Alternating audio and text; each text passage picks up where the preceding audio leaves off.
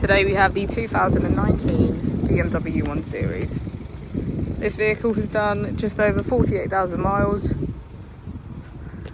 It has a manual transmission and a diesel fuel type.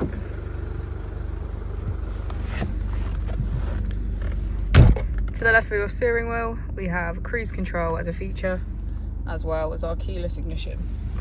On the right, we have voice control, automatic wipers, and automatic headlights.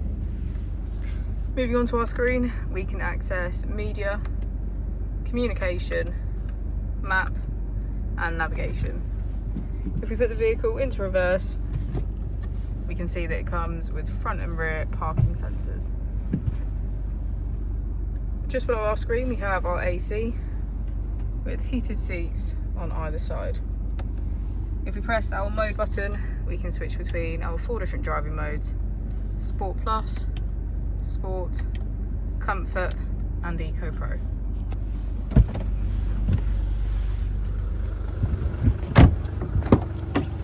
As we go into the back of the vehicle, we can see that it has a full leather black interior.